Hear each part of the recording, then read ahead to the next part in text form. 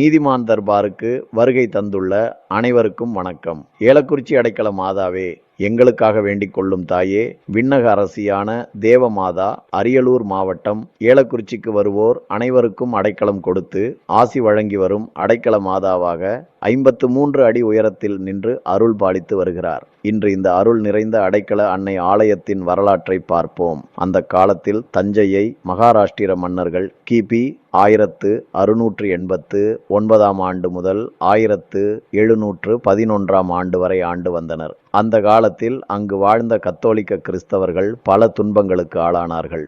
தங்கள் உயிருக்கும் உடைமைக்கும் பாதுகாப்பு தேடி தஞ்சை நகரிலிருந்து கொள்ளிடம் வடகரை பகுதியில் உள்ள நடுக்காட்டிற்கு வந்து தங்கினர்.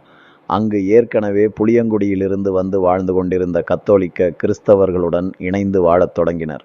தங்கள் உயிரை விட மேலான கத்தோலிக்க இறை நம்பிக்கையை பாதுகாத்து கொள்ள ஒரு கூரை ஆலயத்தை அமைத்து ஜெபமாலை மாதாவின் திருவுருவத்தை வைத்து தினமும் ஜெபித்து வந்தனர். இந்த ஆலயத்தின் முதல் மறைப்பணியாளராக தஞ்சாவூரைச் சேர்ந்த சைமன் கர்வோலா பணியாற்றினார். அவருக்கு பிறகு மனுவேல் மச்சோடா அடிகளார் இரண்டாவது மறைப்பணியாளராக பொறுப்பேற்றார். அவருக்கு பிறகு இத்தாலி நாட்டைச் சேர்ந்த ஜோசப் கான்ஸ்டைன் பெஸ்கி அவர்கள் மூன்றாவது பங்குத்தந்தையாக பொறுப்பேற்றார். பின்னாளில் இவர் பங்குத்தந்தை மட்டுமல்ல, தமிழ் உலகம் போற்றும் புலவர் வீரமாமுனிவர் என்ற பெருமைமிகு பெயரால் அறியப்பட்டார். அடுத்த பகுதியில் வீரமாமுனிவர் தமிழுக்காக செய்த மகத்தான பணிகளையும் அடைக்கல மாதாவுடன் இணைந்த வரலாற்றையும் தொடர்ந்து பார்ப்போம்.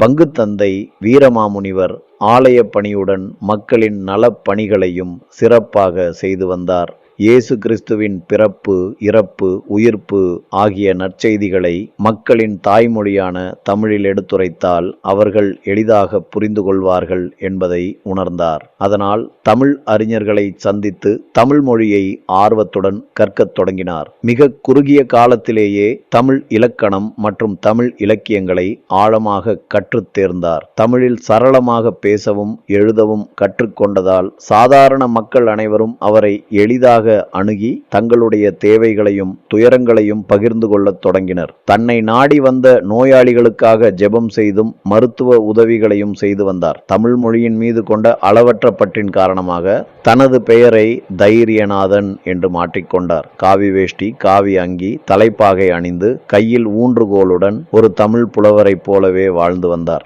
மாதாவின் அருளால் இந்த பகுதியில் வாழ்ந்த மக்களுக்கு எந்த தீங்கும் ஏற்படாமல் பாதுகாப்பு கிடைத்ததால் இந்த ஊர் திருக்காவலூர் என்றும் அழைக்கப்பட்டது. பின்னர் ஏலாக்குறிச்சி என்று வழங்கப்பட்ட பெயர் காலப்போக்கில் மருவி இன்று ஏலாக்குறிச்சி என்று அழைக்கப்படுகிறது. அடைக்கலம் தேடி வந்த அனைவருக்கும் மாதா அருள் வழங்கியதால் அன்னைக்கு அடைக்கல மாதா என்ற பெயர் சூட்டப்பட்டது. வீரமாமுனிவர் தமிழை மேலும் ஆழமாக கற்றுத் தேர்ந்தார். தனது பெயரில் இருந்த வடமொழி சொல்லை நீக்கி வீரமாமுனிவர் என்ற தமிழ் பெயரை ஏற்றுக்கொண்டார். இத்தாலியில் பிறந்த அவர் தமிழுக்காக வாழ்ந்த பெரும் அறிஞராக விளங்கினார். தமிழ் எழுத்துக்களை சீரமைத்து மெய்யெழுத்துக்களுக்கு புள்ளியிடும் முறையையும் குறில் நெடில் எழுத்து அமைப்புகளையும் ஒழுங்குபடுத்திய பெருமை வீரமாமுனிவரையே சேரும். உலக புகழ் பெற்ற இயேசு காவியமான தேம்பாவணி என்னும் காப்பியத்தை இயற்றி தமிழுக்கு அர்ப்பணித்தார்.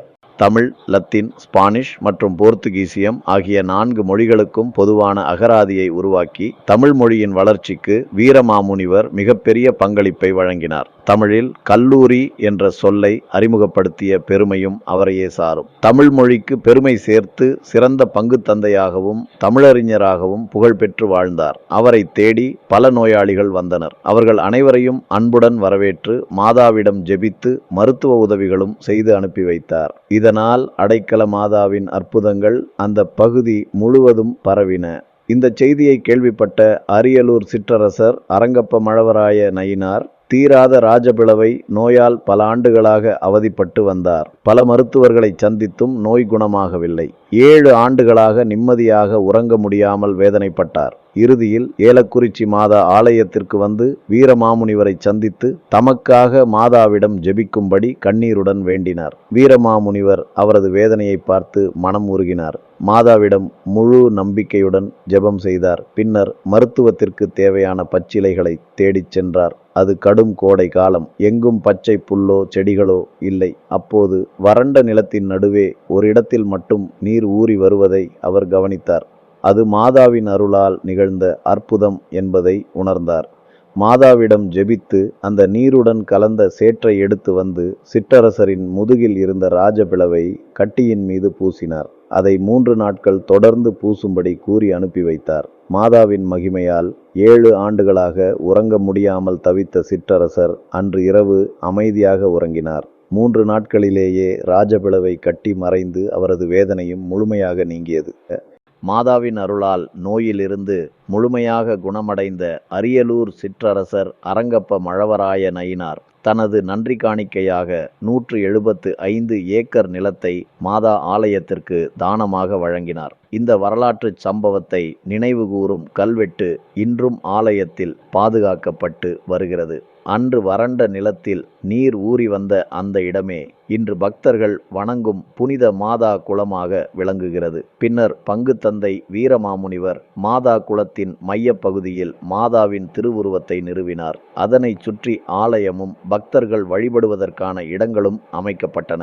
ஒரு நாள் மாதா குளத்தை விரிவுபடுத்துவதற்காக மாதாவின் திருவுருவத்தை வேறு இடத்திற்கு மாற்ற முயன்றனர். ஆனால் பலர் சேர்ந்து முயன்றும் அந்த திருவுருவத்தை அசைக்க முடியவில்லை. அதனால் திருவுருவத்தின் மீது தூசி படாமல் இருக்க சாக்கு பைகளால் மூடி வைத்தனர். சில நாட்கள் கழித்து அந்த பகுதியில் சந்தன மணம் வீசத் தொடங்கியது. அருகில் எங்கும் சந்தன மரங்கள் இல்லாத நிலையிலும் அந்த மணம் எங்கிருந்து வருகிறது என்று மக்கள் ஆச்சரியப்பட்டனர். பின்னர் சாக்கு பைகளால் மூடப்பட்டிருந்த மாதாவின் திருவுருவத்தின் பாதத்திலிருந்து சந்தன மணம் வீசுவதை அனைவரும் கண்டனர். அதன் பின்னர் விசுவாசிகள் அன்னையை அன்போடு சந்தன மாதா என்று அழைக்கத் தொடங்கினர். இன்றும் அந்த சந்தன மாதா திருவுருவம் ஆலய வளாகத்தில் நிறுவப்பட்டு ஆயிரக்கணக்கான பக்தர்களின் வணக்கத்தை பெற்று வருகிறது. ஒவ்வொரு நாளும் பல்வேறு ஊர்களிலிருந்து ஆயிரக்கணக்கான விசுவாசிகள் ஏலக்குறிச்சிக்கு வந்து தங்களுடைய வேண்டுதல்களை அன்னையிடம் சமர்ப்பிக்கின்றனர். வேலைவாய்ப்பு, திருமணம், குழந்தை பேறு, குடும்ப ஒற்றுமை, உடல்நலம், புதிய வீடு, வெளிநாட்டு வாய்ப்பு என பல தேவைகளுக்காக மக்கள் அன்னையை நாடி வருகின்றனர். புனித மாதா குளத்தின் மையப்பகுதியில் கையில் 53 மணிகள் கொண்ட ஜெபமாலையுடன் 53 அடி உயர அடைக்கல மாதாவின் திருவுருவம் கம்பீரமாக அருள் பாலித்து வருகிறது. அந்த திருவுருவத்தை தரிசித்து மனமுருகி ஜெபிக்கும் விசுவாசிகளின் வேண்டுதல்கள் நிறைவேறுவதாக பலர் சாட்சி கூறுகின்றனர். நாமும் நம்முடைய கோபம், பேராசை, கர்வம், ஆணவம் ஆகியவற்றை விட்டு அன்புடனும் மனித நேயத்துடனும் அடைக்கல அன்னையின் திருப்பாதத்தில் நின்று ஜெபிப்போம்.